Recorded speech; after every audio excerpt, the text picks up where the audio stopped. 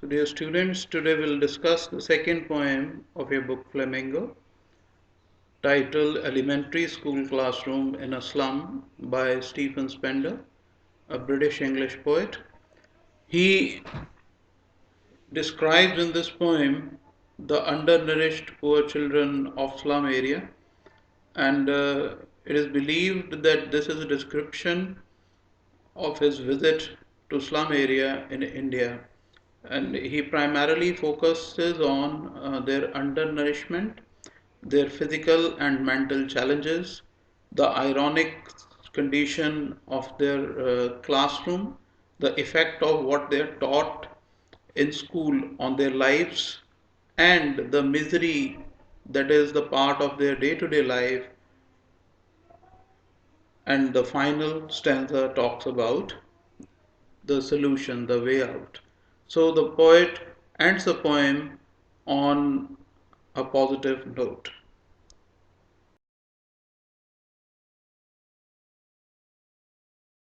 Let's know about the poet Stephen Spender. He is born in 1909 and died in 1995. He is a British English poet. He is a poet, means he writes poetry. He has also written novels and essays. He concentrated, means he focused on the themes of social injustice. Injustice means when equal opportunities are not provided to everyone, equal opportunities for getting education, for getting nutrition, for getting job and health services, and class struggle, the struggle between the rich and the poor.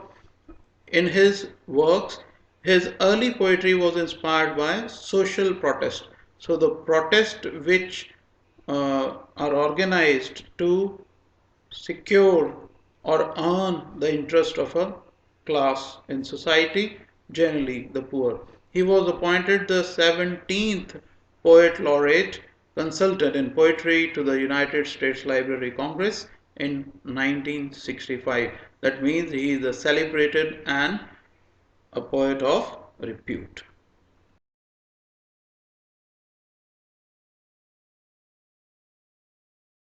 Let's start with the poem. It goes like this in the beginning. Far, far from gusty waves, these children's faces, like rootless weeds, the hair torn round their pallor. So far, far from. In the first three words, we have two literary devices. First is repetition, far, far. Here the far word has been repeated. Far means away from. When the poet is repeating the word far, he is saying that these children are much far away from. Far, far from. First sound has been repeated. This is alliteration. In the three words far, far from, all the three words are starting with the sound fur.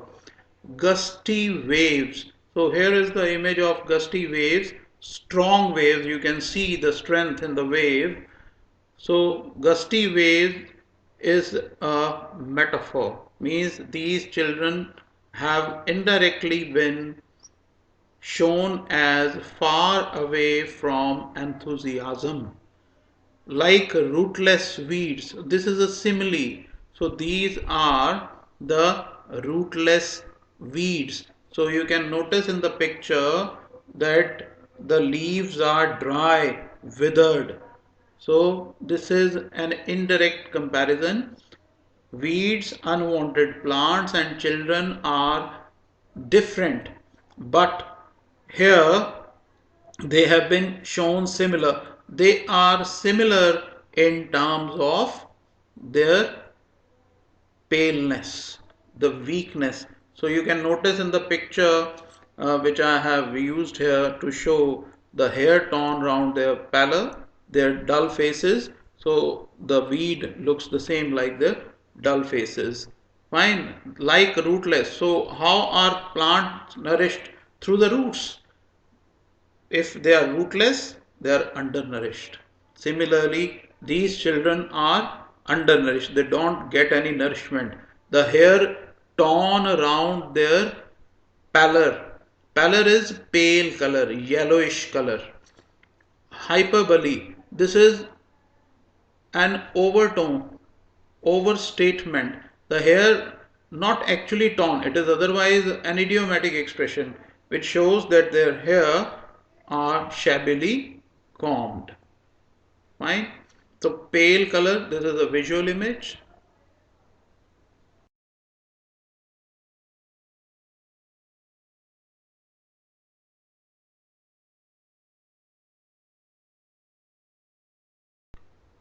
The tall girl with her weighed down head. Tallness otherwise is a symbol of confidence. But here the girl is so weak that she can't even sit straight. So this shows and symbolizes weakness and the irony of a life. So here, long height has made it difficult for the girl to sit even properly. The paper seeming boy with rat's eyes. So the paper seeming boy means this in this picture it is shown the boy is as thin as a paper. Nobody can be as thin as a paper, fine, even if there is just the skeleton of bones. But here it is an overstatement to highlight the weakness of the child, the physical one, with rat size. This is metaphoric. So nobody can have rat size. But here it's a direct comparison between rat size and the child to reflect the hunger uh, being expressed in the child's eye as if he was looking for food. The stunted, unlucky heir. This word is pronounced as heir and not higher. Unlucky heir. This is oxymoron, a contracted contrast. Generally, there are lucky heirs. You inherit property from your parents, you inherit wealth from your parents. But what was he inheriting? A genetic disease. And what was it? The disease of twisted bones. Reciting a father's gnarled disease. Reciting. This is a pun word. It has two shades of meaning. First meaning is that the child is speaking out his lesson. And the second meaning is that the child's presence is showing he has twisted bones as if he was speaking out about it. So, reciting is a pun word, I repeat. First meaning is the child is speaking out his lesson, as you can see in the picture. The second meaning is his presence is as if speaking out about his twisted bones. Gnarl disease refer to a disease of twisted bones.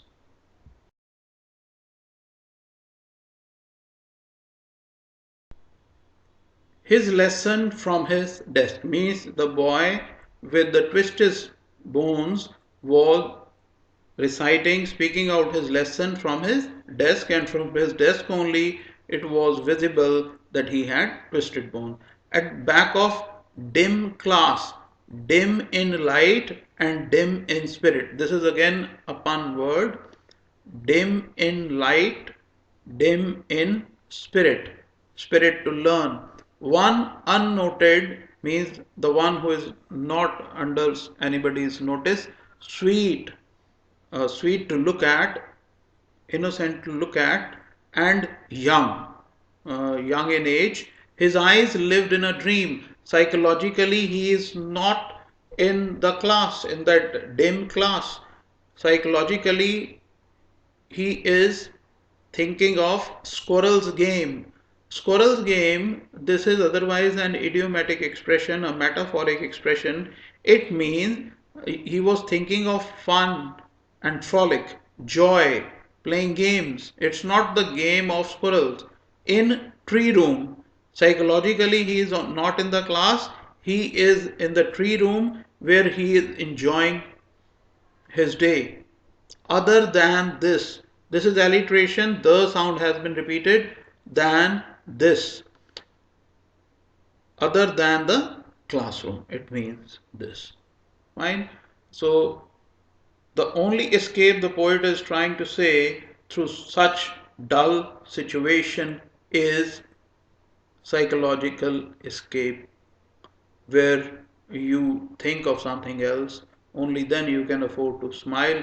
Otherwise, if you are psychologically even in that slum situation, you remain sad like the rest of the class. So, in the first stanza, he talks about their undernourishment, their being as thin as a paper, hunger being reflected in their eyes, they are being unable to sit properly, they having the genetic disease like twisted bones, they being as undernourished as the withered weeds, and they are far away from enthusiasm that is expressed through the comparison between the gusty, that is strong waves, and the children's faces, which are like rootless weeds, withered.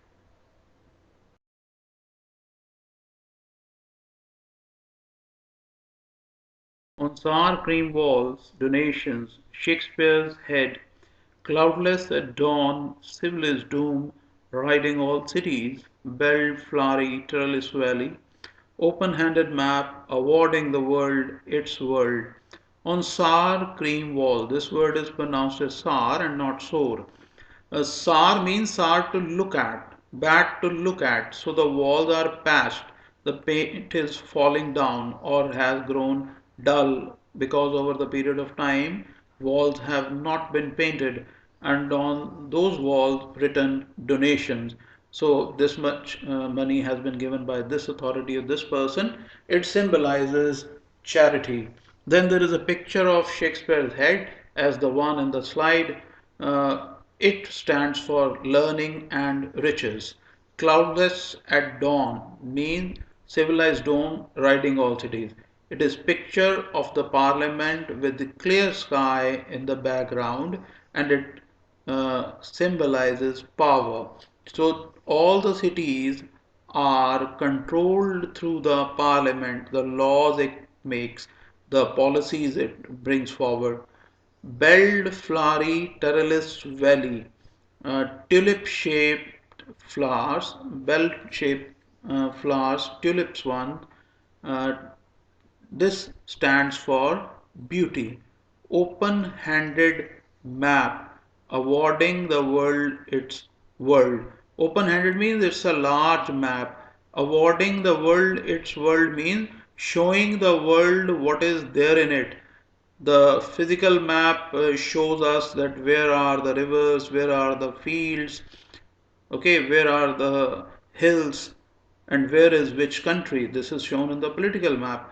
And the map this way is the window to the world. So there are objects in the classroom which stand for charity, learning, power, beauty, and a map which shows the children of the slum the world uh, that exists outside, but all these contrast with their lives in reality. So these all together make them feel sad, dismal.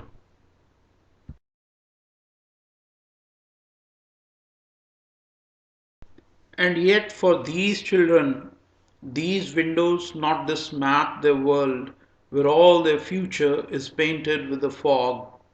A narrow street sealed in with a lead sky, far, far from rivers, capes, and stars of words. And yet, for these children, children of the slum, these windows, windows of the classroom, not this map, the map of the world, their world. So, the world which the windows of the classroom show, the slum area, is their world, and not the world which the map shows, the world of river, capes, and mountains, which they have never seen, because they cannot associate with the world which the map shows. They have never been to that world where all their future is painted with the fog. So, where has their future been painted with the fog? In the slums. What does it mean being painted with a fog? That means their future is uncertain. What does it further mean? Future being uncertain. They don't know what they will be in the time to come. A government servant, an officer, a leader, or a criminal. A narrow street sealed in with a lead sky. So, here in the picture of the slum area, you can notice that huts have been made very close to each other.